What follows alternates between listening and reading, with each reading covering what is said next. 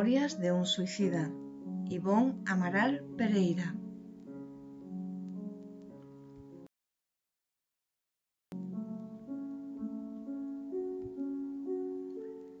Primera parte, los réprobos. Capítulo 5. El reconocimiento.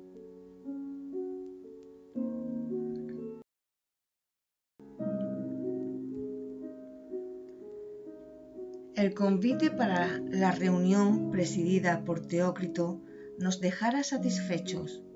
Éramos sensibles a las demostraciones de afecto y consideración.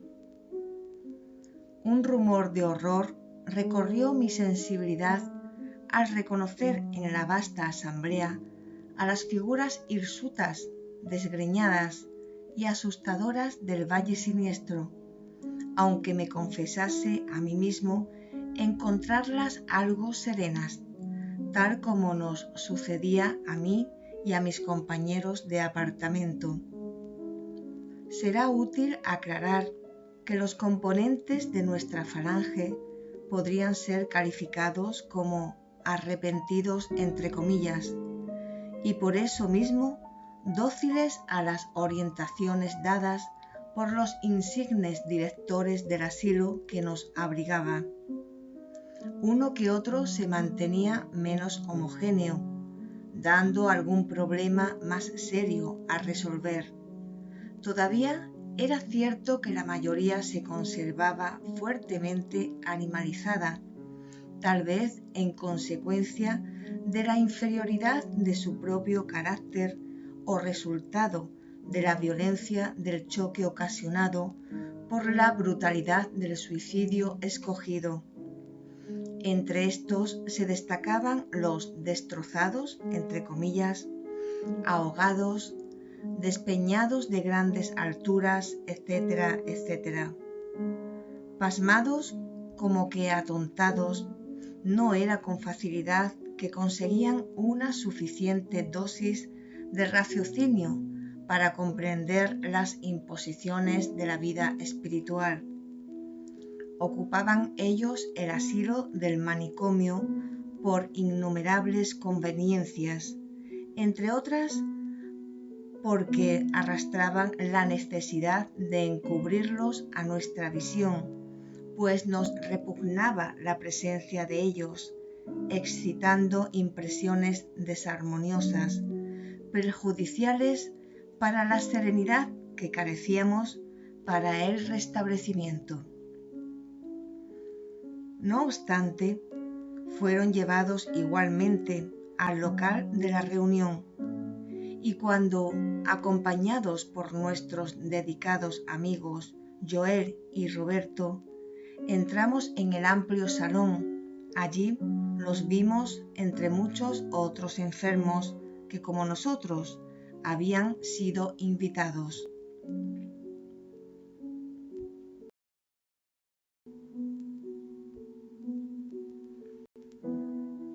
Mirando a los antiguos compañeros del Valle de Tinieblas, vi que se esforzaban, como nosotros mismos veníamos intentando desde hacía algunos días, para corregir los feos tics ya mencionados, pues si el hábito nos impelía a su repetición, lo recordaban a tiempo y frenaban a medio camino el impulso mental que los ocasionaba, llevando en consideración la sugestión hecha por los amorosos asistentes. Entonces se reían de sí mismos en un conmovedor desahogo, nerviosamente, pensando que ya no deberían sentir los efectos físicos del acto macabro. Se reían uno de otros, como felicitándose mutuamente por el alivio recibido a través de la información de que ya no debían sentir aquellas impresiones, y como si la risa les diese unas vibraciones tormentosas. Se reían para desacostumbrarse de aquel llanto malévolo que despertaba sensaciones temerarias. En el hospital estaban prohibidas las rabiosas convulsiones del valle siniestro y llorar, con la desesperante aflicción con que antes habíamos llorado, era destapar la compuerta del torrente de agonías que la caridad sacrosanta de María minoraba a través del desvelo de sus siervos. Y yo, observándolos, también reía, sin huir a la extraña similitud de la falange. Nos sentamos a una señal de Roberto. Nada tenía la sala que despertarse una particular atención. Sin embargo, si no fuese suficiente el grado de visión que disponíamos para alcanzar las sublimes manifestaciones de caridad que alrededor de nosotros pululaban, habríamos notado que delicadas vaporizaciones fluídicas, como rocío refrigerante y ameno, se esparcían por el recinto, impregnándolo de suaves vibraciones.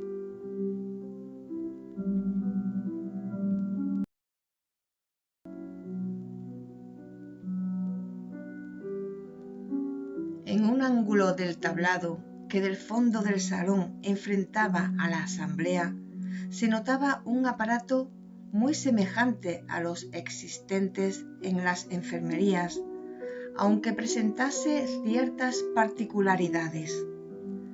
Dos jóvenes iniciados se pusieron a examinarlo al tiempo que el hermano Teócrito tomaba lugar en la cátedra acompañado por otros dos compañeros, a los que presentó a la asamblea como instructores que nos deberían orientar y a quienes debíamos el máximo respeto.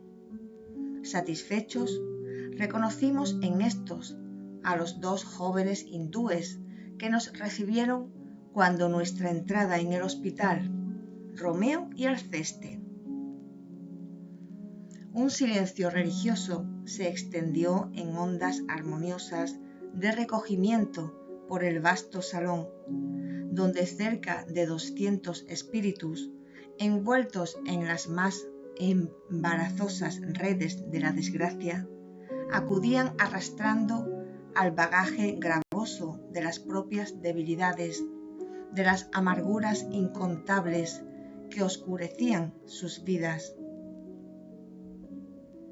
Bajaban sobre las latitudes de nuestro melancólico cantón las tonalidades tristonas del crepúsculo, que allí muchas veces arrancaba lágrimas de nuestros corazones, tal la pesada melancolía que infundía en derredor.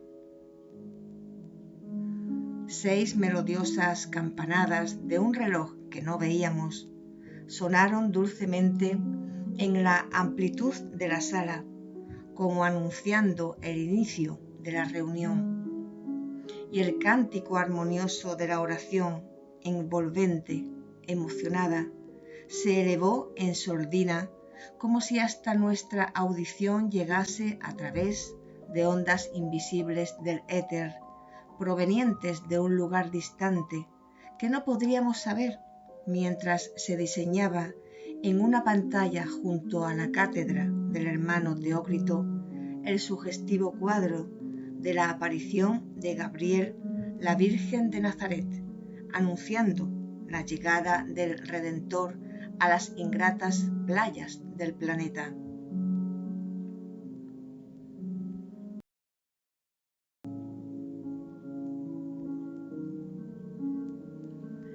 Era el instante tierno del Ángelus. Levantándose, el director hizo un breve y emocionante saludo a María, presentándonos reunidos por primera vez para una invocación. Un dulce consuelo se extendió sobre nuestros corazones. Las lágrimas irrumpieran y emociones gratas se irguieron de las tumbas íntimas en que yacían, despertadas por los recuerdos del hogar paterno, de la lejana infancia, de nuestras madres, a quienes ninguno de nosotros ciertamente amó debidamente, al enseñarnos al pie del lecho el balbuceo sublime de la primera oración.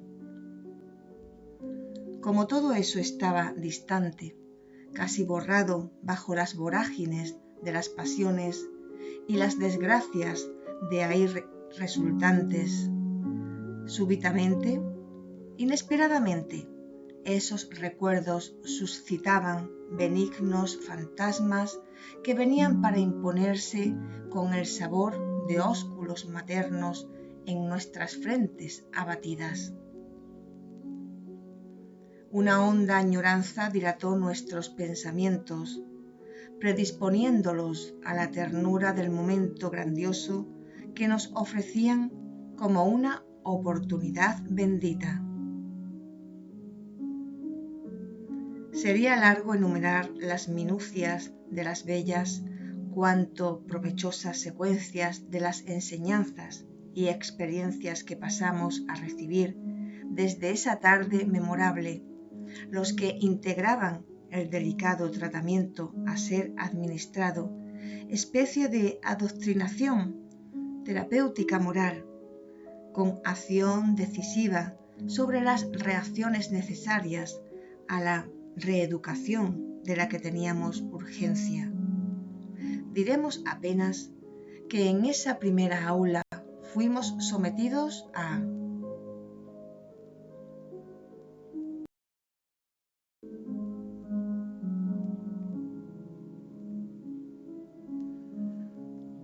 operaciones tan delicadas, llevadas a cabo en nuestro entendimiento íntimo, que la incertidumbre respecto al estado espiritual hacia el cual resbaláramos fue hábil y caritativamente apartado de nuestra comprensión, dejando que la luz de la verdad, sin constreñimientos, se impusiese a la evidencia.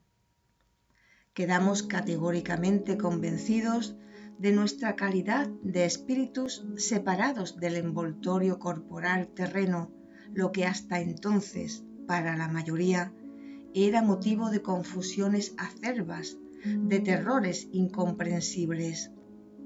Y todo se desarrolló sencillamente, siendo nosotros mismos los compendios vivos usados para las magníficas instrucciones, las operaciones irrefutables. Veamos cómo los eruditos instructores llevaban a cabo el sacrosanto mandato. Belarmino de Queiroz e Souza, que, como sabemos, era la individualidad portadora de una vasta cultura intelectual, además de ser adepto a las doctrinas filosóficas de Augusto Comte, fue convidado, entre otros, que después recibieran el privilegio, a subir al estrado, donde se realizaría la hermosa experiencia instructiva. Debemos observar que el hermano Teócrito formaba parte en tan delicada ceremonia como presidente de honor, profesor insigne de los profesores en acción. Colocaran al ex profesor de lenguas ante el aparato luminoso que despertara nuestra atención a la llegada, al cual lo ligaran por una diadema presa a tenues hilos que se dirían centellas imponderables de luz. Mientras Alceste lo ligaba, Romeu lo informaba, en tono asaz grave, de que le convendría volver a algunos años del pasado de su vida, coordinando los pensamientos a rigor en la secuencia de los recuerdos y partiendo del momento exacto en que la resolución trágica se posesionara de sus facultades, para que al conseguirlo lo auxiliase revigorizando su mente con emanaciones generosas que de sus propias fuerzas extraía.